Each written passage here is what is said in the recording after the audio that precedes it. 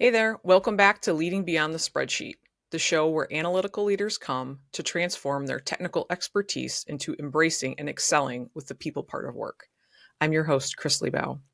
Each episode will bring you insights, stories, and practical ideas so you can lead your team effectively and with confidence. Let's get to it.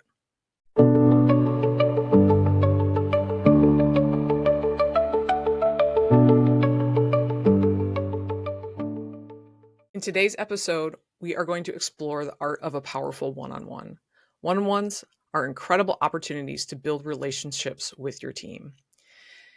Time is a limited resource at work, and using it effectively is something we all want to optimize. And I've heard from too many people about how wasteful one-on-ones are with time. And when I ask them why that is, it's because their one-on-one is more like a status update, right? It fits this hashtag, right? This meeting could have been an email. And so when it's not valuable, I don't blame people for canceling one-on-ones. So this is such a great opportunity to build those connections and have people walking away empowered and fired up rather than exhausted from going through and reading the stuff that's in the PowerPoint or that's on the spreadsheet or dashboard. So how do you create this so that both parties feel that this was a really wonderful use of their time? Today, we're going to take a quick look at a free guide that I've put together that's available on my website called Your One-on-One Upgrade Toolkit, the Busy Leader's Guide to Maximizing Value in One-on-One Meetings. You can download that at actionandease.com/toolkit. The link's available in the show notes. So if you want to download that, take some notes on it, go grab it, and come right back. All right, welcome back. So in this guide, you're going to find tips, insights, and powerful questions to help you have conversations where people walk away feeling energized. It's an opportunity to build trust with those team members and truly connect rather than just get that status report like we mentioned before. As somebody who identifies as an introvert, the one-on-one meeting is totally within my comfort zone. I feel so much more relaxed and have that ability to be able to connect with people. Right, this is a great strategy to have that opportunity to tune into one person, into obviously what they're saying, also what they're not saying, and what their body language looks like. So you can go and get a better read on what's going on and how people are feeling about that conversation. Gives you some more insight on where you may need to take that conversation and where some of the struggles really are. So you've got the guide. I'm not going to go through it page to page, but I really do want to dig into some of the important concepts at the beginning. So I want to touch on real quick the difference between manager, mentor, and coach, particularly because right, we have all these things in our toolbox, though we don't always stop and think intentionally about which strategy or which technique is most important for this conversation that I'm about to have, or the challenge that we're facing, or the conflict that's there. Right? In manager mode, right, you're the boss. You know what the objectives are. You know what needs to be done. You're providing direction. You're saying, right, this is how we're going to do it. Let's go do it. Mentor mode is a little bit more of that advice mode where you're talking about different things that you have experienced, right? It may be giving advice, offering a few different perspectives. It's something that you are making an offering to somebody with. Coaching is, I feel, one of the most misunderstood terms that's out there. So some people look at coaching as training. Like, I am going to go train you how to do this thing. So that's training. That's what training means, at least in the context of our discussion today. Coaching is about asking questions to help people look at things in a different way, to help organize their thoughts and pull those things together without providing that specific direction about how you want it to be done, or offering other different ways about here's some different ways that you could go about in doing that.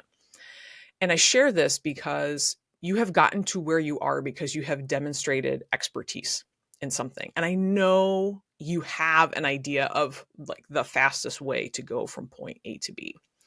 And the challenge is that when we're always giving that, then we're not giving people the opportunity to think it through themselves, to offer up their ideas. It can really tune those folks out. I had a client that, right, she came to me and she said, I have this open door policy. Nobody comes in and talks to me. People don't share ideas. People don't speak up in meetings. And one of the things that she realized was that she was so attached to her vision of how it needed to be done that she was always in this, right, in this manager providing direction mode. And there wasn't room for other people to breathe and to step up and come into that. So once she backed off of that, right, let people bring those ideas forth and explore those, it took a lot. She wasn't as stressed out because she had more capacity, because now people were excited to do it their way and get things done. So with that one shift, people got excited and were happy to take on that work and move forward. And it also took that stress off of her, that she felt that she had to do everything because, right, nobody was motivated to do it. So the other point here, the other data that I have is there was a study that was discussed in the Association of Executive Search and Leadership Consultants. And I want to share this quote that's in the toolkit.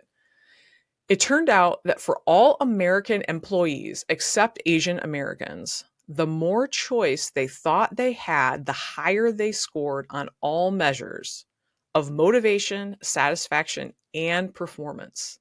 Conversely, the more they felt their jobs were dictated by their managers, the worse they did on all these measures.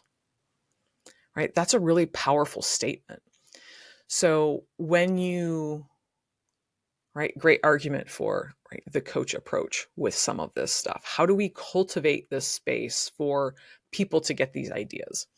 And the fear with a lot of this is like, well, if I don't tell them how I want it done, it's good to define expectations, right? What are the objectives? What are the design outputs? What do these things need to meet? And then allow some space in the middle for people to figure out what that looks like. And right, sometimes we get this anxiety about letting people, go with their method when it's not our method. It's scary, right? It requires trust in order to do that.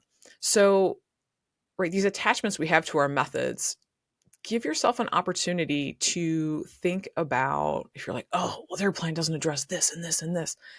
Ask the question, right? What is the plan for this? Or how do you plan to address that? So you can bring some of these concerns into light and still create the space for them to work through it. If you haven't downloaded it already, be sure to go to actionandeasecoaching.com/toolkit, where you can download your one-on-one upgrade toolkit today. Downloadable to your inbox. And be sure to check out, there's a page in there called the Leaders Coaching Cheat Sheet. And it goes through and it lists out some of the do's and don'ts and ideas around places where you may be making some of these errors and opportunities to create some of that space and let go of some of that attachment. And we'll be talking about that a lot in future episodes. Thanks for tuning in today. I hope you found these concepts enlightening. And I challenge you to take a moment to look at what you have learned today and take some time on your calendar. How could you tune up or make over your one-on-one meetings? Or how can you integrate a little bit of this coaching style into your one-on-ones? I hope you've enjoyed this episode. Please be sure to subscribe so that you can catch the next episode of Leading Beyond the Spreadsheet.